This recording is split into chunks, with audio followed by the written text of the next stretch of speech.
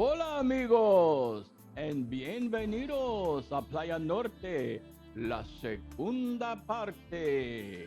And for all you gringos out there, welcome to part two of our walk down Playa Norte. We're starting here at the Monumento a los Peloteros, or the Venados Monument, some people call it, the ball players. Off in the distance, across the way there, you'll see the antennas and the towers on top of what is affectionately known as Icebox Hill. And there's rumors of some stuff happening up there, some of the towers coming down. I have not personally been up there or seen the activity, but I've heard some people have seen it. And I've heard rumblings about zip lines and all this stuff. I don't know what's actually going to happen, but it wouldn't surprise me in today's commercialized world that there are developers who might be itching to get their hands on land up there, and maybe there's some reason to put some tourist attractions up there. Of course, you have in that area, you have the lighthouse down that way, not up on the hill, of course, but I mean out on the point. There's the El Faro lighthouse, which is a great hike if you're looking for something to do. Don't do it during the middle of the day, though. But we're walking south along the Malecon, and as you can see here on the right, the beach is this long stretch of beach is a great place to go walk. Not a great place to swim. There's just way too many rocks, and the currents are pretty serious up here, so you won't see many swimmers or surfers out in this area of the beach. But it's a great place to walk because it's a long stretch that's uninterrupted. But it's also a great area for biking. As you can see on the green there on the left, that is a designated bike lane that runs the full length of the Malecon, basically, at least from Olas Altas to Valentinos. It's very well defined, and that's a long way. But it's a very wide bike lane. It's protected from the traffic with some traffic stop bumps type thing. And it's also separated from the pedestrian area, which is where I'm walking. So if you're out walking, please stay on the pedestrian area. Don't get into the bike lane because that's designated for cyclists, and you're going to have bikes coming behind you and from ahead of you coming towards you. You're going to create a hassle. But there are places where you can go across, like if you need to get across Vista Del Mar, there are designated crosswalks, obviously. But always, if you have to step into that bike lane for any reason, look both ways, because you could get knocked down by a cyclist, whizzing by. But anyway, it's a very nice place to go for a bike ride. Also, I want to go with the trash. You just saw on the left a trash can. They have them strategically located every couple hundred yards. You will find one of these metal trash cans. So please don't leave your trash on the beach or on the Malecon. While they do have workers, obviously, that do work on the Malecon trying to keep it clean, help them out. Throw your stuff in the trash bin. They have enough to deal with, as they're doing the sweeping and kind of keeping the place clear for pedestrians. One of the things about walking the Malecon, if you're going to do that, particularly this time of year, particularly from June to about probably late September or early October, get out here early in the morning. Do not try to do this after 10 in the morning. Some people do it, but I don't suggest that. Get out here at 6 or 7, get your walk in, and be in air conditioning or someplace in the shade by 10 o'clock. Whether that's going to the mall, whether it's staying in your condo, whatever it is, be someplace cool.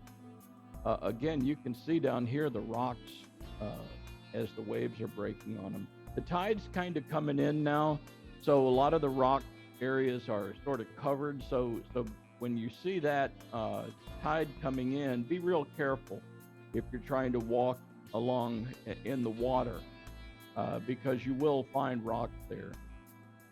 There's a cyclist going down the bike lane, and of course, off to the left, you see uh, the sign of construction in Mazatlan.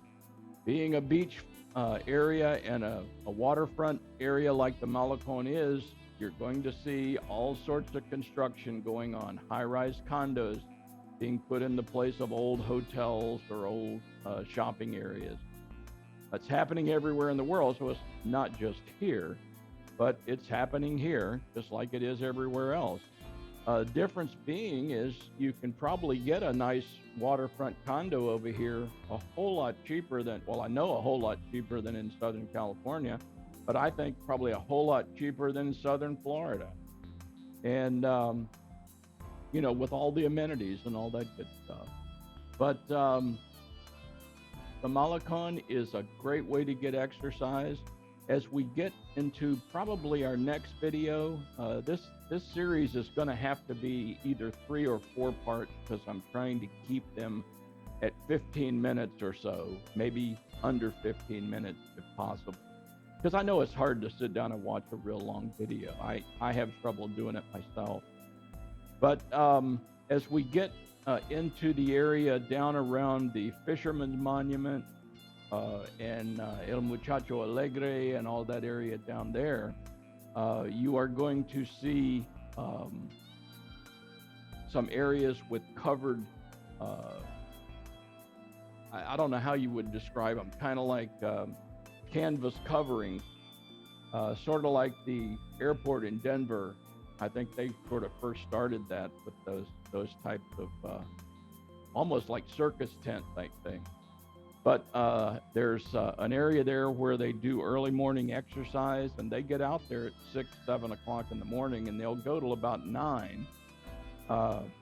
And there's also a little basketball stadium there, same thing. If there's anything going on, it's early.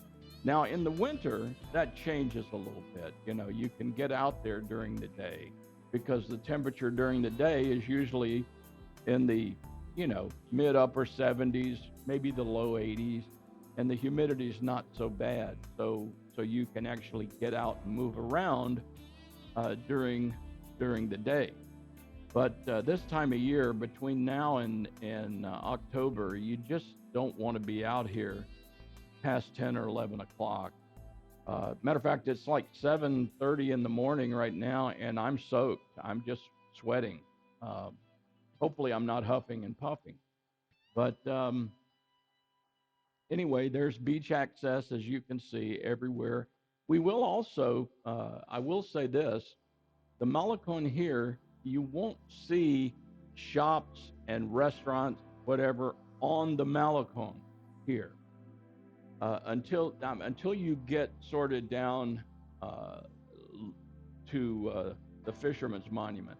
There's an area there where you'll see El Muchacho Alegre, Gusto al Gusto, there's a Playa Norte restaurant, but they're right there around that exercise complex. But for the most part, you don't see any shops or things on the Malecon. If you've been to Puerto Vallarta, which I was there for quite a while, the Malecon is nice, not nearly as long, obviously, but restaurants, shops are all along the Malecon. So you're constantly getting staff from the restaurants coming out trying to reel you in and get you into their business and all that stuff, which, there's a bit of convenience involved in that. Obviously, if you're on the Malecon, you can walk right into a restaurant. Here, you would have to generally go to a crosswalk, get across Vista Del Mar, and then there are restaurants and shops over there. So it's whatever you like. I mean, the Malecon here, for that reason, is a bit more relaxed, I guess. You don't have to worry about the barkers. But hey, to each his own. That's what I say. Again, there's another one of the trash cans off to the left. So take your basura and put it in the trash barrel. Let's see. Oh, what I was going to say too. is as we get farther down here, you'll start seeing on the beach itself little palapas. Some of them not so little, some of them pretty good size. But these little restaurant slash snack bars, you will see them down there. Now, some of them have regular restaurant type facilities. They'll have, you know, running water and all those good things. Some of them will be just like a palapa where they put in coolers or something and they'll sell you some beer and some chips or some snacks. But there are some of those, and you'll start seeing them pop up. Probably not so much in this episode, but as we get into the next episode, you'll probably start seeing some of those pop up as we go further south. And that continues all the way down to the point of Los Pinos. And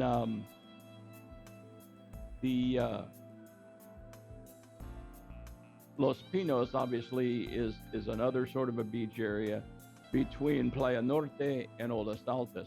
Those will come up in future videos. And I'm not sure if I mentioned this, but I think in my other video I called it Los Pinos because I had breakfast and had pineapples on my mind because I had some pineapples for breakfast.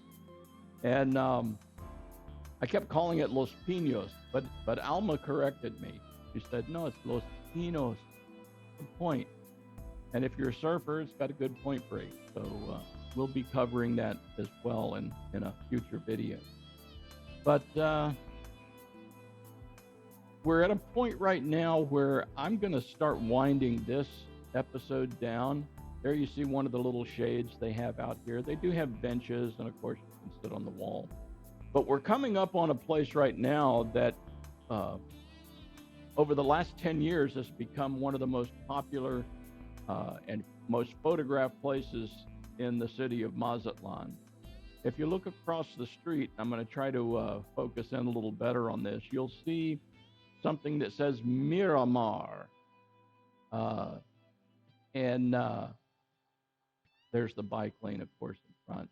But it is a condo tower, very nondescript. Look at it. It's very sort of plain. They do have pool and everything, but it's walled off. It's got gated entry. Not very huge. Nothing, extravagant about it. But about 10 years, just over 10 years ago, actually, an important event happened here.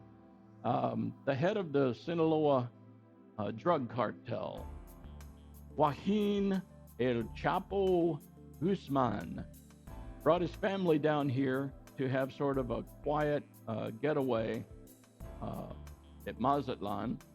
And the authorities intercepted messages and figured out that he was here. So the Mexican authorities, along with the U.S. authorities, did an early morning raid. And they found Mr. Guzman in bed, took him into custody. And as Rocky says, stay tuned for the next episode. We'll talk about El Chapo and what happened here at the Miramar. For now, thanks for watching, gang. All I got to say is Buenos dias, Mazatlan. See you next time. Teddy out.